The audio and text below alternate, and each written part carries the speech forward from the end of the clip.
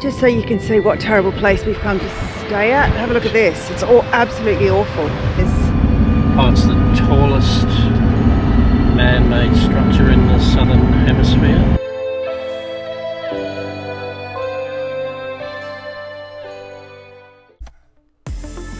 Welcome back to our channel and our adventures in Mildura Troopy. This week we share with you yet another reason why you must visit Western Australia. There really is no other coastline like it. Don't forget to like and subscribe if you're enjoying our content. Enjoy the video.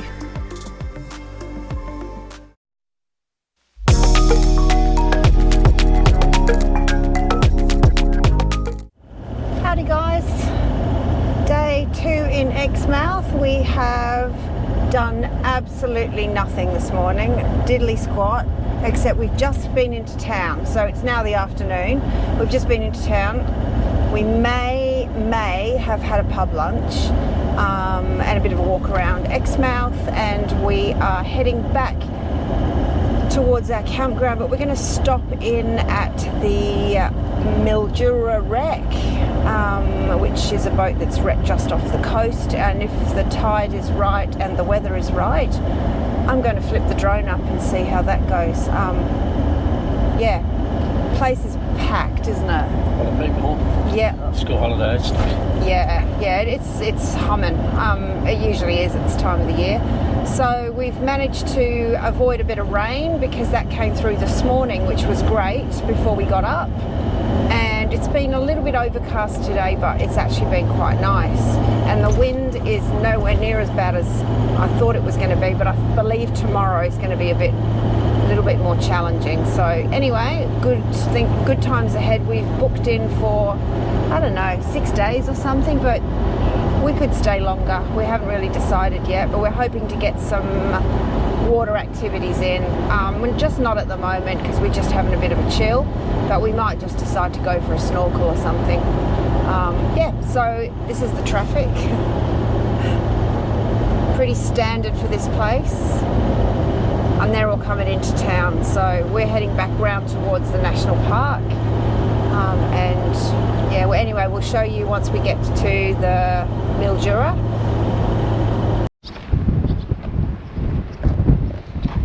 So we've just rocked up to the site of the Mildura Wreck, so we'll take you up to have a look at it. It's a bit windy actually. I was talking about putting the drone up, so I'm not sure. Might have to come back on another day when it's less windy, but we'll have a bit of a look and see. Hope you can see that out there. Actually, it's quite low tide at the moment, which is pretty rare. I haven't been up here when it's been like this, but it's really windy, so I'm not going to put the drone up today, but we will come back and film it at a point where it's a little bit calmer. So the story with this wreck is there's nothing really sinister about it. It happened in 1907, and it was bringing a shipload of cattle from Wyndham up the north of WA to Fremantle, and it struck the reef here, and it remained here for quite a while before they were able to get a rescue boat out to bring the people off it, and then they had to work out how they were going to get the cattle off, and by the time they did that, most of the cattle had died. Some of the cattle they tried to get in to swim to shore, but they were too weak and most of them drowned. So it's really sad for the cattle, but there were no human lives lost on this one. So it's just remained here ever since, and it's sometimes not easy to see, but today there it is. Pretty cool. I've never seen the tide so low here, so we're pretty lucky to see it, but I wish it was a lot calmer. I will definitely put the drone out over that another day, so we'll be able to show you some footage.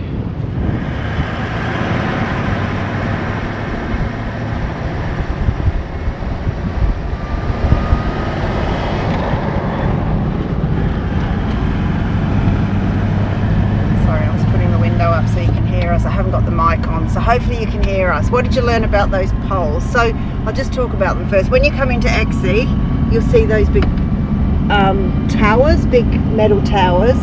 So Paul was reading up about them, so this is what they're all about. It's a test, is it? Yeah, it's a test. A knowledge test. What were they about? I know they were built for the American communications with their underwater submarines and stuff. Yeah. Yep. So originally the Americans ran the site, but then that was taken over some time ago by Australia, who now run it and maintain it. But it's still for underwater Comms. communications. Yeah, and the towers themselves don't provide. Where am I going? I'm going this way. Right. Yeah. Don't provide any purpose other than supporting the wire system. Oh, right. Okay. That enables the communication. So what about one of the towers is? Oh, it's the tallest man-made structure in the southern hemisphere. Is that right? And I think so. It's taller than the Empire State Building, and taller than the Eiffel Tower as well. So, but they don't really serve a purpose other than to hold up the wires. Is that it? Pretty much. Yeah. Yeah. Okay. Cool. History lesson for today. Geographical lesson. We're heading back round to the caravan park now. We're passing the beautiful lighthouse that we were at last night at sunset. Shall we tell the peeps what happened last night? Actually, we'll tell you in a minute. I'll mic up and I'll come back. Oops. So we're back, all mic'd up. So now hopefully you can hear us clearly. So one of the reasons that we came up to Exmouth on this trip was a little bit special for our family. Do you want to tell them what it's about? Well, our daughter was proposed to at sunset last night up by the Exmouth Lighthouse, and they kind of come up here. They come up here every year, so it's kind of a special place for them. And he had spoken to me a little while ago and got the all clear. And as you do. and said if we could be in Exmouth at this particular time, that would be perfect. So yeah, it was good, hey?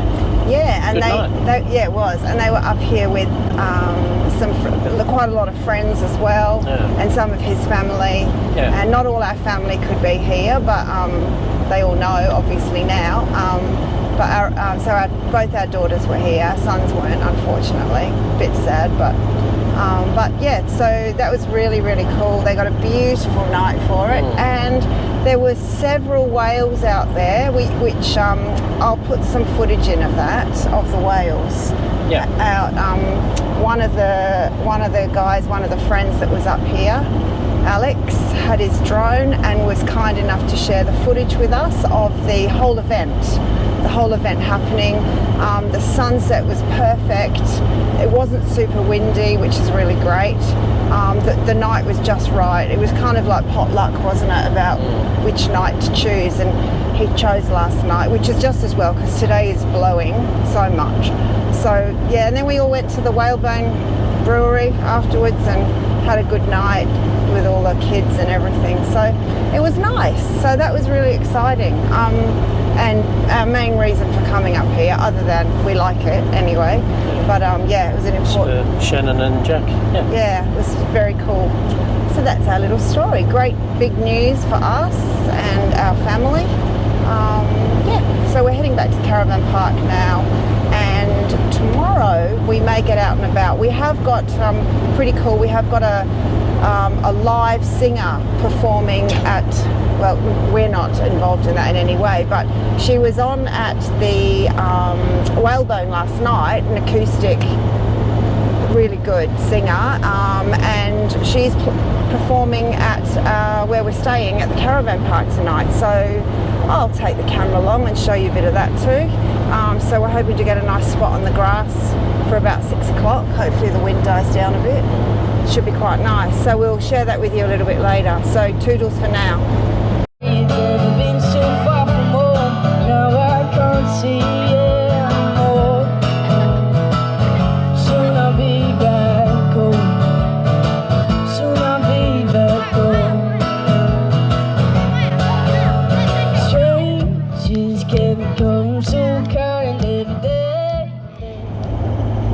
morning, guys. It's day 4 in Exmouth. We've had a couple of days of hanging around and doing not very much. Why is that? Just the wind's up for a couple of days. Up. Makes it a bit. Yeah. Makes it a bit less pleasurable to do too much down the beach up here. Yeah, it was fairly blowing its butt off, but today it's quite windy again this morning, but it's supposed to be calming down this afternoon, and tomorrow and the next day is supposed to be really good, so we're hoping to get some water activities in at some point. We are heading off into the national park this morning just for a bit of a drive. The national park is surrounded by the Cape Ranges, which are these big long mountain range that runs along the side. At some stage we will drive into the ranges. There's a couple of really cool things to see, but you have to access them from the other side, so it means going around the point. I'll show you one here. So currently you can see we are just here. To get to the ranges we have to go all the way back around there and down here somewhere to access them. So it's, I'll zoom out so you can see it. We are heading off down here today into the national park where it's green. So for this you need to have a national parks pass, which you can purchase day passes, I think, if you come up here just for a short trip. It's like a visitor's fee, or you can have a annual parks pass, which we purchase every year because we are out and about. It's cheaper to do it that way, and I'm not sure if they're going to want to see us. This is the station. Just hang this out the window. Hello. I don't think anyone's actually looking or cares. It says all vehicles must stop, but there's actually no sign of anyone stopping. Anyway, here we are at Cape Range National Park. Yeah, we didn't stop. Official entrance here.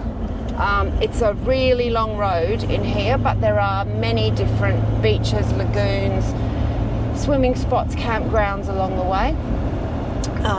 We've stayed at one of them before, called Osprey Bay, and we would love to stay there again, but it is a real chook raffle getting in there. You've got to book it so far in advance, and it's just insane. So anyway, we're okay. We're pretty close access. So where we're actually staying is the closest campground that isn't a national parks campground to the Cape Range National Park. So it's fairly well located. There is some wildlife on this road often. We haven't seen any since we haven't been out and about, but hopefully we might see some today.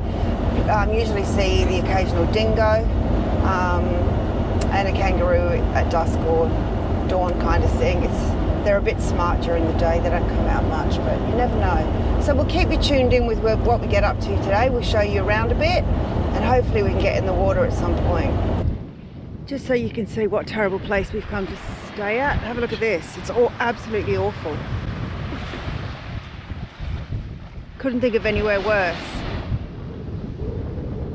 So the wind's fairly blowing, but it seems to be blowing in the direction that allows you to get into the water. There's a bit of a swell, but it's not too bad, hey? We're at Sandy Bay.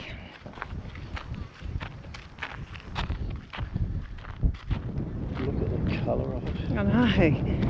It's amazing. I don't think there's much reef here though for snorkelling. No. Probably have to walk around the point over there.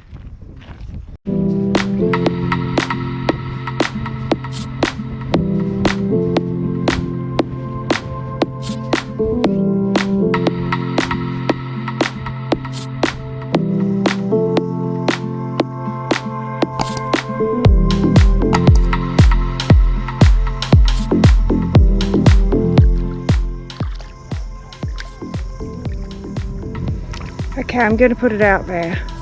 Tell us anywhere else in the world that looks as good as this. Drop it in the comments if you can think of anywhere that is literally as good as this, because I'm going to call it and say this is the place. No filters either, guys. I've put no filters on this. Unbelievable.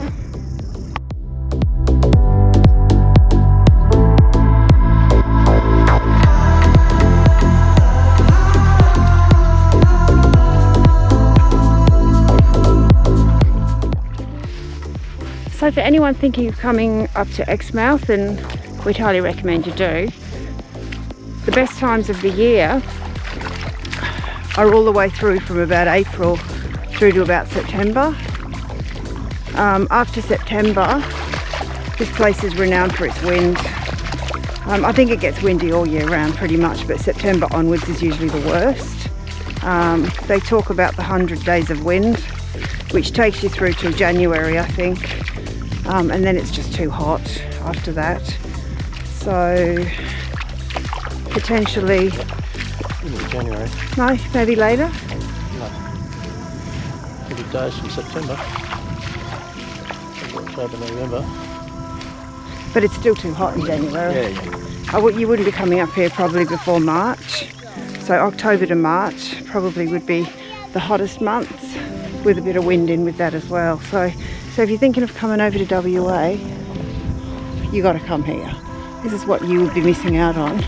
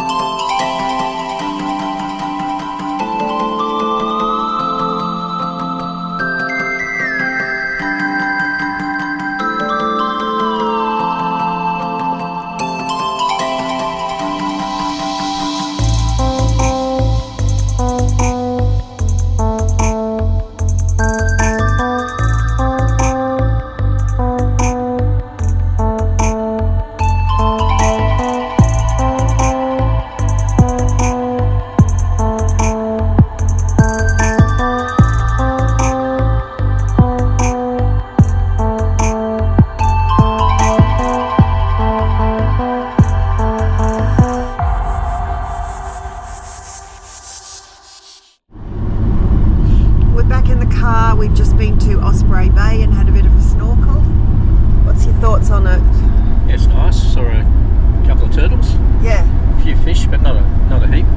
No. There was not an awful lot of coral there, was there? Like, there wasn't much opportunity. There wasn't many little bobbies to see fish and stuff. But we got a little bit of footage. We'll pop it in for you. It was really nice, and just nice to get back in the water. So we're going down towards Yardie Creek now, just for a bit of a drive.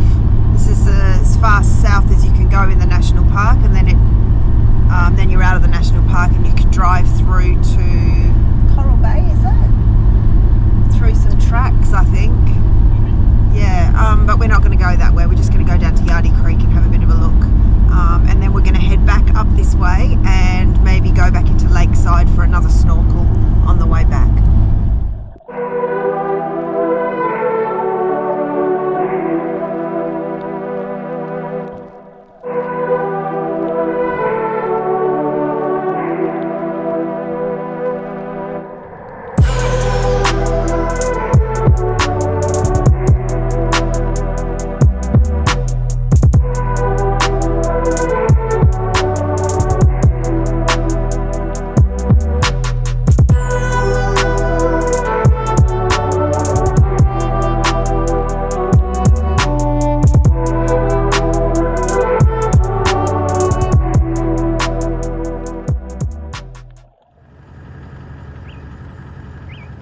He's a big boy, isn't he? Standing tall.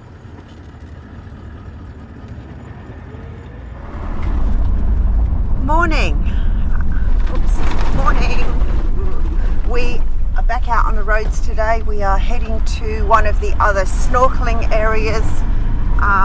The weather is glorious today. It's not very windy at all, so we're going to try and get some clear snorkeling in here. It was a bit restricted yesterday, wasn't it? It was the visibility under the water was not great, so hopefully this morning, fingers crossed. We're going to a spot called Lakeside once we get through the corrugations. It's a bit of a trek out there, a bit of a walk, but we'll show you when we get there.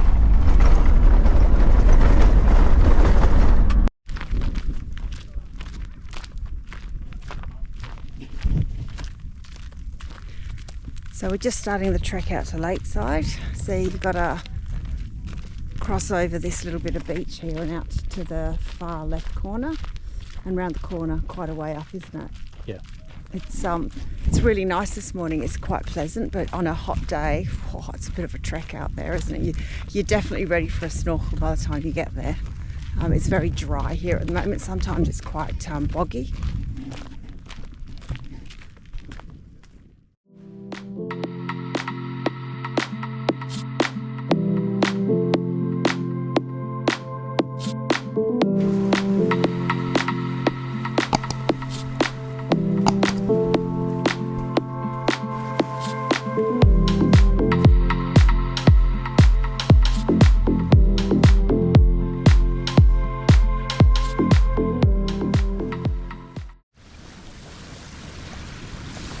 Current views, we're just having a moment taking it in before we get out there in the water. There's a few people out here today. It's pretty early, so it'll get more packed as the day goes on. It's usually pretty good here. It looks like it's a lot better visibility today, so we'll get out there and show you what's going on.